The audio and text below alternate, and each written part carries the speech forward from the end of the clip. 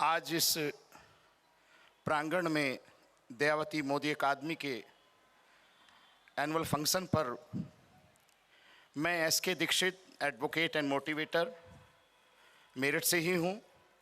मैं बधाई देता हूँ आदरणीय मैडम रितु दीवान जी को, उनकी पूरी टीम को, क्योंकि किसी भी कार्य को सफल बनाने में लास्ट लाइन में भी अगर कोई व्यक्ति बैठा है जिसने छोटा सा भी सहयोग किया है तो उसका भी उतना ही योगदान है। जब भगवान राम को समुद्र पार करना था तो एक गिलहरी रेत में लिपटती और जाती और अपना वापस आ जाती। गिलहरी से पूछा कि तुम्हारे इतने चुटकी भर रेत से क्या फ़ायदा होगा इतना बड़ा पुल बनाने में।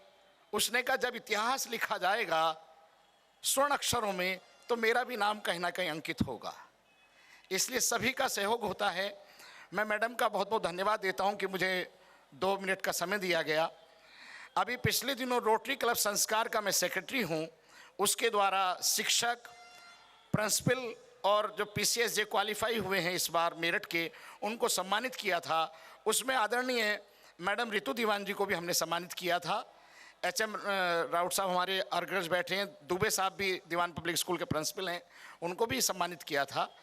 तो मैंने मैडम से मेरी बहुत बार बात होती है, मुलाकात होती है, लेकिन आज इस प्रांगण में जो कार्यक्रम हुआ है और आपने एक एक कार्यक्रम को, इतने भव्य कार्यक्रम मैंने अपनी लाइफ में नहीं देखा है। मैं आपको बधाई देता हूं। किताब को लिखना, मेरा असल में 2 दिन पहले परिवार में शादी थी, थोड़ा गले की प्रॉब्लम थी। मैंने निवेदन किया, मेरा मन था आपके बीच आने का। किताब को पढ़ना बहुत आसान है, किताब के पन्ने पलटना बहुत आसान है, लेकिन जिसने वो किताब लिखी है उसके दिल से जाके पूछो कितनी रात नहीं सोया है। वास्तव में इस प्रोग्राम को करने में कितनी मेहनत आपने की है मैडम। आपको, मैडम मोदी मैडम को, सभी को बहुत बहुत शुभकामनाएं हैं। और जो हमारे अतिथि हैं श्री रवि कुमार साहब, हापुड़ से जज हैं, मैं पहले भी मुलाकात कर चुका हूं सर से। और आदरणीय मेजर साहब बैठे हैं, कपिल सर बैठे हैं। कपिल सर से मैं पहले से भी परिचित हूँ। मैंने कई बार कहा, एक व्यक्ति ने एक मूर्ति तैयार की और उसको चौराहे पे रखा और कहा कि इसको और बेहतर कैसे बना सकते हैं। शाम तक उस मूर्ति को लोगों ने खराब कर दिया। किसी ने नाक तिरछी कर दी, किसी ने कान खराब कर दिए। आप जैसे विद्वान व्यक्तियों ने, मैडम जैसे विद्वान व्यक्तियों ने कहा कि फिर एक मूर्ति बनाओ और फिर उसे चौराहे पे रखो और उसके बराबर में एक ब्लैंक बोर्ड रखिए और उस पर लिखिए कि जो संशोधन आप करना चाहते हैं वो इस पर करके दिखाएं। शाम तक किसी ने पेन नहीं चलाया। कहना बहुत आसान होता है, करना बड़ा मुश्किल होता है। मैडम, ये जो मेहनत है आपकी, मैं आपको सच सच प्रणाम करता हूँ और आपको बधाई देता हूँ। ये बहुत बहुत महत्वपूर्ण मेहनत है। वरिष्ठता में और विशिष्टता में बहुत अंतर है। वरिष्ठ तो कोई भी हो सकता है। एक डॉक्टर है, 20 साल से प्रैक्टिस कर रहा, कोई नहीं जानता। लेकिन एक डॉक्टर 2 साल पहले आया और पूरे फेमस हो गया शहर में, वो हमारा विशिष्ट हो गया। मैडम, आप विशिष्ट हैं। वरिष्ठ तो आप हो ही जाएंगे धीरे धीरे, लेकिन आप विशिष्ट हैं। मैं आपको बहुत बहुत धन्यवाद और साधुवाद देता हूं। भगवान राम ने जब अपने छोटे भाई लक्ष्मण से कहा कि जाओ रावण से कोई ज्ञान प्राप्त करके आओ, तो रावण ने कुछ नहीं बताया, वापस आ गए।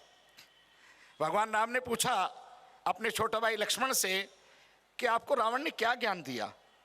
उसने कहा, भ्राता आपने तो बहुत तारीफ की थी रावण की, लेकिन कोई ज्ञान मुझे नहीं मिला। उन्होंने कहा, जब आप ज्ञान प्राप्त करने गए थे तो किस मुद्रा में ज्ञान प्राप्त कर रहे थे। उन्होंने कहा, भैया मैं सिर की तरफ खड़ा हुआ था। भगवान राम ने कहा कि अगर जीवन में किसी से को ज्ञान लेना है तो उसके लिए हमें विनम्र बनना पड़ेगा, छोटा बनना पड़ेगा।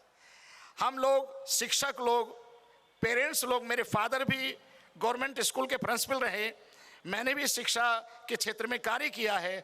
अगर हमें किसी से कुछ सीखना है, मैं सभी विद्यार्थियों से निवेदन करूंगा, आज इस प्रांगण में जो दयावती मोदी अकादमी के होनहार बच्चे बैठे हैं, कि अगर जीवन में आपको किसी से कुछ सीखना है तो आपको विनम्र बनना पड़ेगा, छोटा बनना पड़ेगा, यस मैन बनना पड़ेगा। मेरी मदर का 80 साल में शरीर पूरा हुआ, उन्होंने अगर दिन में कभी रात की तो हमने पलट के जवाब नहीं दिया, तभी तो हम कुछ सीख पाएंगे। मैं मैडम आपसे बहुत कुछ सीखता हूँ, आज इस मंच पर हूँ। एक बात और कहूँगा मैं बच्चों से कि कई बार आप किसी कार्य में असफल हो जाते हैं और आप निराश हो जाते हैं। आज एक बहुत बड़ा सवाल है कि बहुत सारे बच्चे कई बार कोई एग्जाम में असफल हो गए और वो निराश होकर बैठ जाते हैं। मैं आपसे निवेदन करूंगा कि अगर किसी कार्य में आप असफल भी हो जाते हैं तो फिर मेहनत करें, फिर मेहनत करें, फिर मेहनत करें, आप 100% सफल होंगे। बस आपका एक लक्ष्य निर्धारण होना चाहिए। जैसे आपने देखा होगा, एकलव्य ने द्रोणाचार्य जी की मूर्ति बनाई और जब द्रोणाचार्य जी से उन्होंने निवेदन किया कि साहब मुझे धनुर्विद्या सिखा दीजिए, तो द्रोणाचार्य ने कहा कि मैं माफ़ी चाहता हूँ, मेरे साथ मर्यादा है, मैं राजाओं के बच्चों को ही ये विद्या सिखा सकता हूँ, एकलव्य को मैं आपको नहीं सिखा सकता।